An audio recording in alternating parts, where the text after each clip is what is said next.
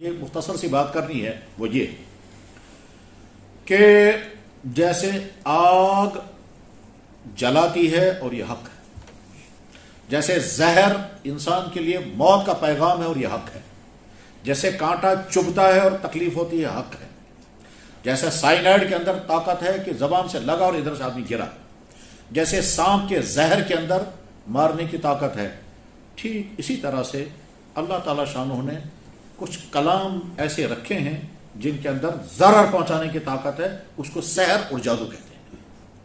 جادو کا تذکرہ قرآن کریم میں بھی ہے، جادو کا تذکرہ احادیث میں بھی ہے۔ جادو کی بنیاد یہ بھی ہے کہ اللہ کے نبی علیہ الصلوۃ والسلام پر 2 صورتیں نازل کی گئی، اسی لیے کیونکہ آپ پر جادو کیا گیا تھا، اس جادو کا اثر ظاہر کرنا تھا۔ سورہ فلق اور سورہ ناس اصل میں تو نازل ہوئی ہے مکہ شریف میں، لیکن جب مدینہ شریف میں ایک یہودی نے جناب رسول اکرم صلی اللہ علیہ وسلم پر جادو کیا تھا اور جادو کے اثرات بھی آپ کے جسم مبارک پر آ گئے تھے، لیکن ان اثرات کا دائرہ آپ کے نبوت تک نہیں پہنچا، آپ کے دین تک نہیں پہنچا، آپ کی ذات تک پہنچا۔ ٹھیک مثلا یہ کہ بے قراری تھی، نیند نہیں آتی تھی، بھوک نہیں لگتی تھی، کھانا کھا لیا پھر بھول گئے کھانا کھایا یا نہیں، پانی پیا پھر بھول گئے پانی پیا یا نہیں، پھر پانی منگوایا، بس ان چند چیزوں تک اس کے اثرات تھے۔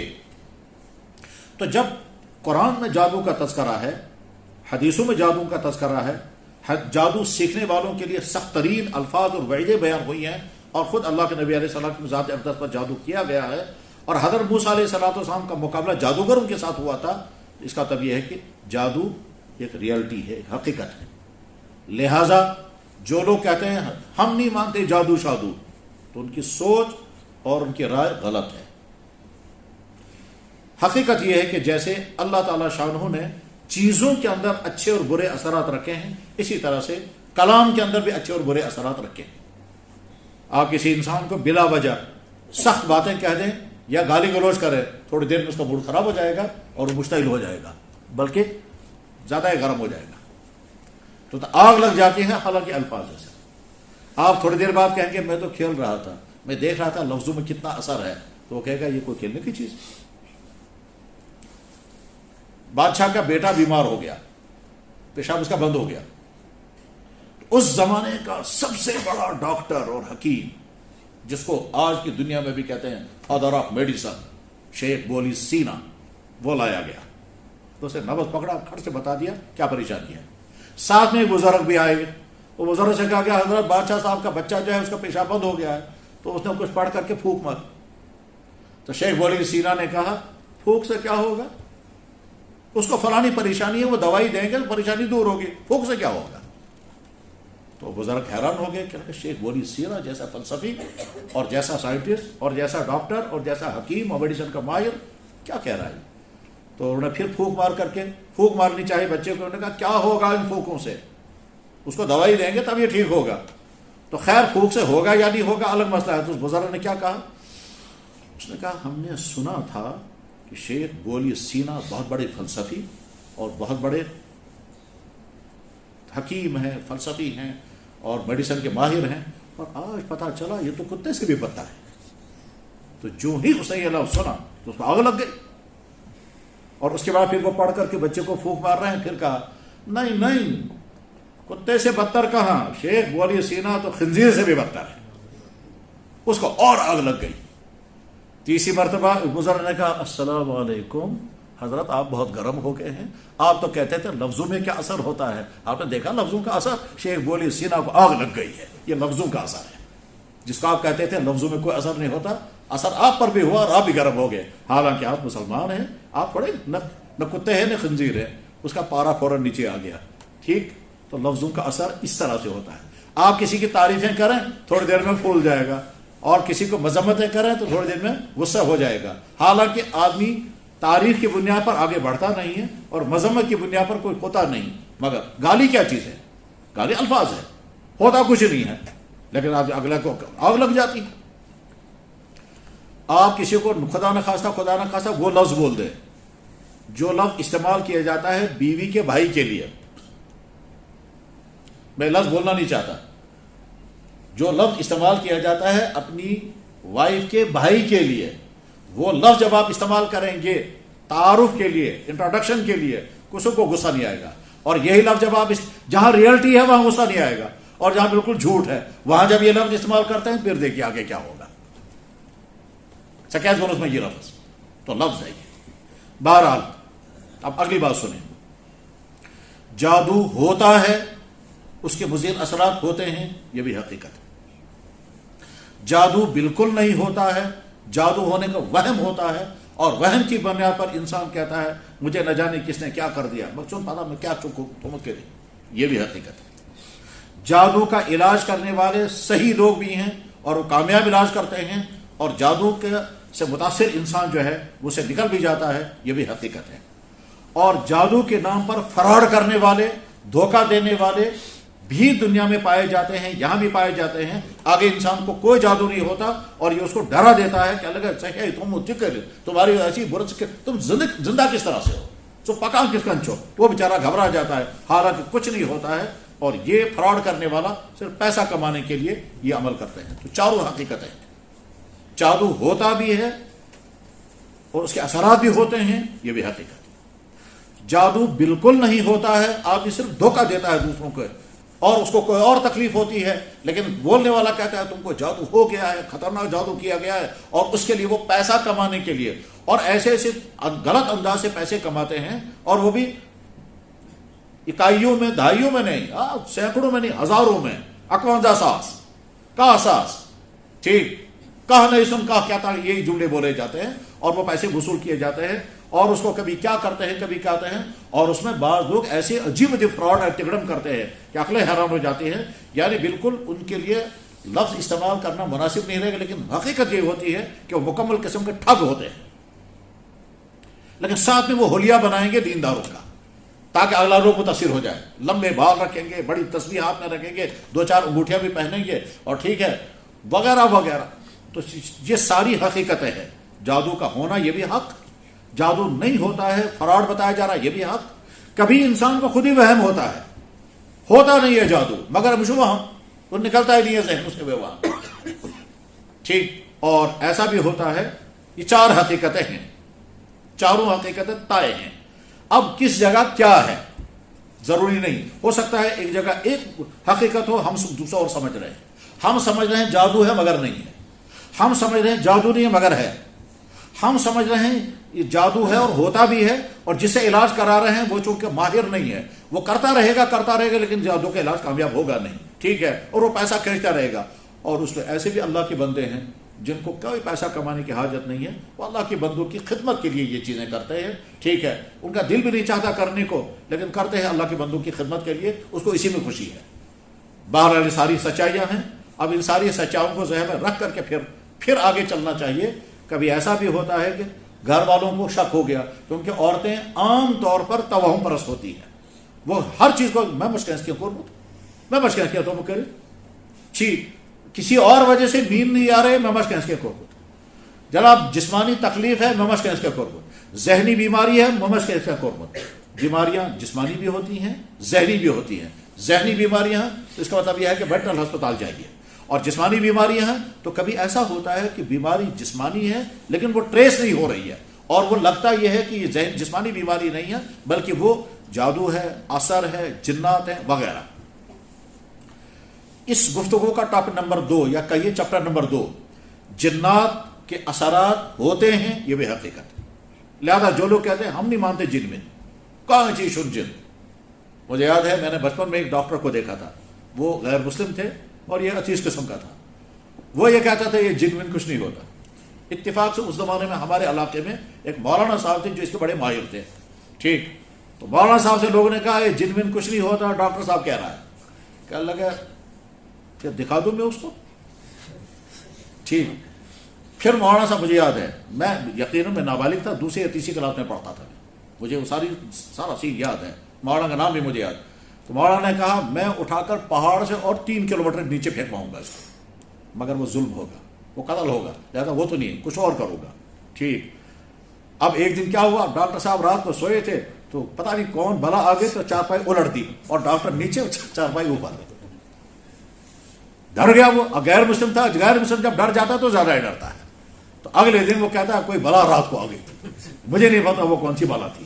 تو اب تو خیر جو لوگ کہتے ہیں جنات ونات کچھ نہیں ہے وہ غلط سمجھتے ہیں. جیسے انسان ایک مخلوق ہے ایسے جنات بھی مخلوق ہے. قرآن میں تذکرہ وما خلقت الانس والجن. ٹھیک. خلق الانسان من مارج من نار وخلق الجان. اللہ تعالیٰ شاہ نے وخلق الجان من مارج من نار. میں نے جنات کو بنایا مارج نار سے. اللہ کے نبی علیہ السلام کے سامنے جنات آئے, انہوں نے اسلام بھی قبول کیا. قرآن کریم میں وَإِذْ صَرَفْنَا إِلَيْكَ نَفَرًا مِنَ الْجِنِّ, قرآن میں تو پورا سورہ جن موجود ہے. لہذا کوئی آدمی کہتا ہے جن میں کچھ نہیں ہوتا تو کہتا ہے کہ بہت اچھا, نہیں ہوتا تو نہیں ہوتا, لیکن ہے. اور وہ راحت بھی پہنچاتے ہیں ضرر بھی پہنچاتے ہیں. جیسے انسان کو ضرر پہنچاتا ہے ایسے جنات بھی ضرر پہنچاتے ہیں. ان کا علاج بھی ہوتا ہے اور کبھی کبھی آدمی علاج کر بھی نہیں پاتا ہے. اب کسی انسان کو جنات کا اثر ہے یا نہیں اس کو آصف کہتے ہیں. ماہر اگر ہوگا تو وہ بتا سکے گا, اور اگر انٹرینڈ ہوگا تو وہ خامخواہ کہتا ہے کہ اس کو آصف ہے, اس کو جادو ہے, مگر وہ بتا نہیں پائے گا. بہت سارے لوگ وہ ہیں کہ جو کہتے ہیں اس کو زہر ہے, اس کو جن ہے, اس کو یہ ہے, بتاتے آگے علاج نہیں کر پاتے. اس کا مطلب یہ کہ وہ انٹرینڈ ہوتے.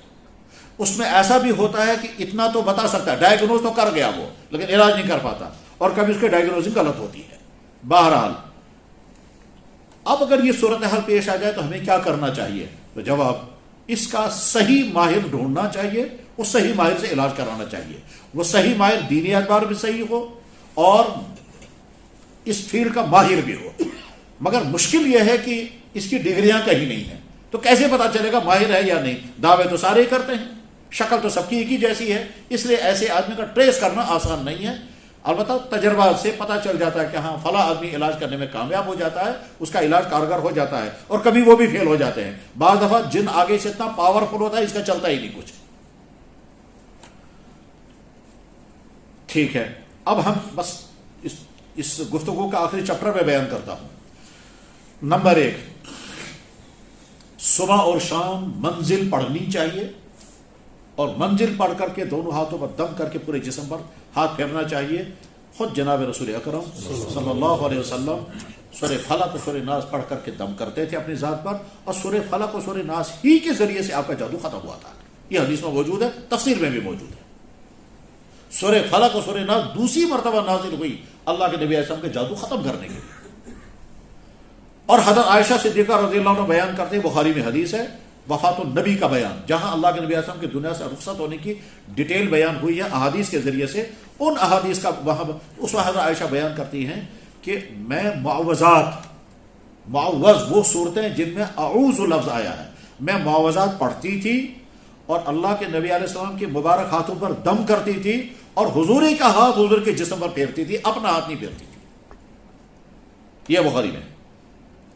تو منزل کے اندر یہ دونوں صورتیں بھی ہوتی ہیں. منزل قرآن کریم کی وہ آیتیں ہیں جو آیتیں جادو کے متعلق, جنات کے متعلق, حفاظت کے متعلق ہے, وہ ساری آیتیں جمع کی گئی ہیں, اور صدیوں سے ہمارے بڑے بڑے اہل علم, اکابر, علماء, مشائخ, بزرگان دین, محدثین ان آیتوں کو پڑھتے ہیں اور دم کرتے ہیں.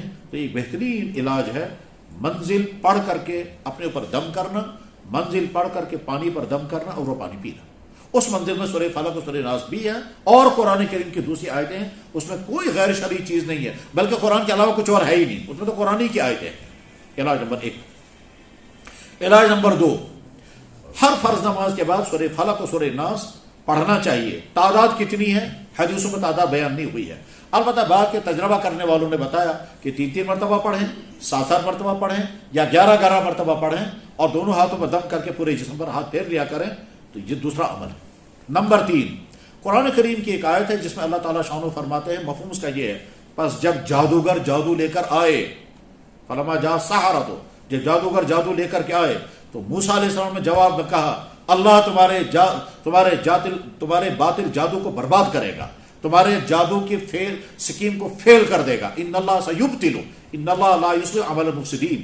فلما جاء السحرۃ قال لهم موسیٰ القوا ما انتم ملقون فلما القوا قال موسیٰ ما جئتم به السحر ان اللہ سیبطل ان اللہ لا یصلح عمل المفسدین.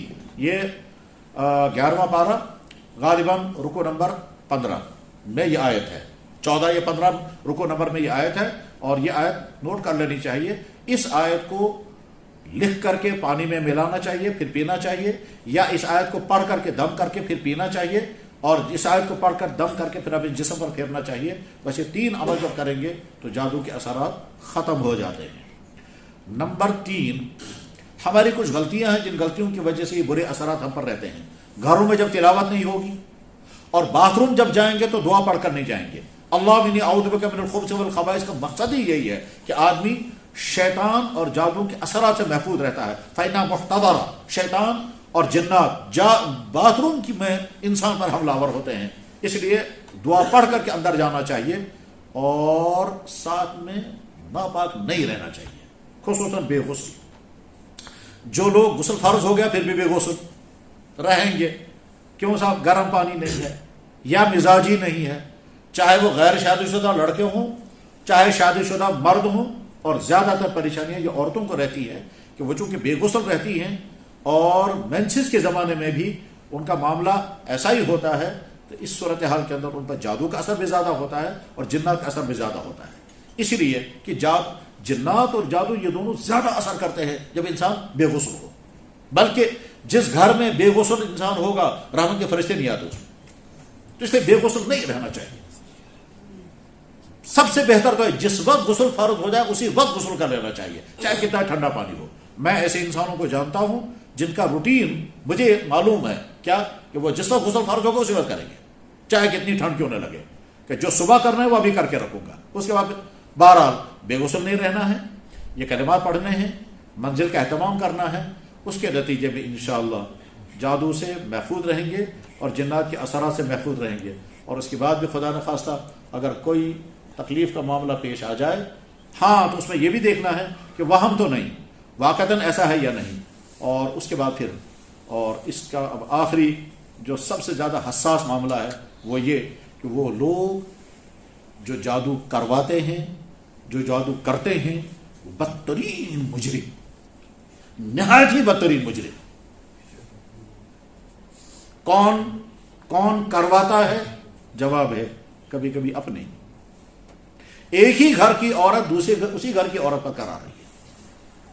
یہاں تک کہ میں نے یہ بھی سنا کہ ماں نے اپنے بیٹے پر کیا.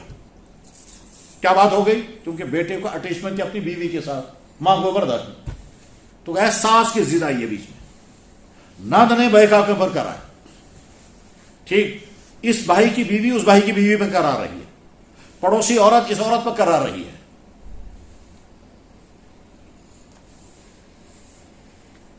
ایک شخص کا نکاح ہونے والا تھا، اس نے لڑکے نے وعدہ دیا ہے اس نے وعدے دیے ہیں اسے، میں تم سے کروں گا، اور آخر میں چل کر کے اس نے لڑکے نے دھوکہ دے دیا کہ نہیں ماجا مجھے اب کہیں اور کرنا ہے. اس خاتون کو بے انتہا زیادہ شاک ہو گیا کہ اتنے سالوں تک مجھے اس نے لڑکا کر رکھا اور آج اس نے مجھے دھوکہ دیا. اور ہو سکتا ہے بیچ میں کچھ اور واقعات بھی ہوئے ہوں گے جو نامناسب واقعات تھے، تو اس کی بنا پر اب اس کو عورت کو بہت زیادہ شاک ہو گیا. اس شاک کے بعد اس نے کیا کیا؟ اس نے کسی سے کانٹیکٹ کیا، کانٹیکٹ کرنے کے بعد پھر اس نے اس لڑکے پر جادو کیا، اور جادو کرنے کے بعد یہ زندگی بھر کے لیے نامرد بنا دیا گیا. اس نے کہا مجھے سکون ملے گا جب تجھے اولاد نہیں ہوگی، اور مجھے خوشی ملے گی جب تو ہونے والی بیوی کے ساتھ کامیاب فیملی لائف نہیں گزار سکے گا. چنانچہ ایک تو اس کا اولاد، ٹھیک، علاج کرتے کرتے تھک گیا، اولاد نہیں ہے. کیوں صاحب؟ اس نے کوئی جادو کیا یا کیا کروایا. اس نے کہا مجھے تو نہیں کرنا ہے لیکن تجھے بھی خوشیاں زندگی میں رہنے نہیں دوں گی. یہ واقعہ مجھے اس لڑکے کے باپ نے سنایا، اور یہ چاہتا تھا میں کوئی علاج کروں، تو میں نے کہا میں اس فیلڈ کا آدمی نہیں ہوں، میں نہیں جانتا یہ ساری چیزیں. تو غرض یہ کہ جادو کرنے والے اور کروانے والے یہ بدترین مجرم ہیں، اور حرام ہے اس نیت سے جادو سیکھنا تاکہ کسی کو تکلیف پہنچائی جائے، اور حرام ہے جادو کروانا، اور اس غرض کے لیے جانا بھی جرم ہے، اور جادو کرنا بھی جرم ہے، کروانا بھی جرم ہے. لیکن افسوس کہ بے شمار ایمان والے افراد یہ کام کرتے ہوں گے. ہم نے تو نہیں دیکھا لیکن سنا کرتے ہوں گے. اور اس سے زیادہ افسوس کی بات یہ ہے کہ ایک مسلمان کسی غیر مسلم کے پاس جائے دوسرے مسلمان پر جادو کرنے کے لیے، اور ایک مسلمان دوسرے کسی مسلم کمیونٹی کے فرد کے پاس جائے اور اس پر جادو کرائے اس غرض کے لیے. تو جو لوگ یہ کرتے ہیں اور کرواتے ہیں وہ بدترین مجرم ہیں، اور ایمان کے بارے میں خطرہ ہے کہ شاید ان کا ایمان ختم ہو گیا ہوگا. اس سلسلے میں بہت سخت حدیثیں ہیں. تو اللہ تعالیٰ شانہ اس گفتگو کو ہر سننے والے کے لیے فائدے کا ذریعہ بنائے. وآخر دعوانا ان الحمد للہ رب العالمین برحمتک یا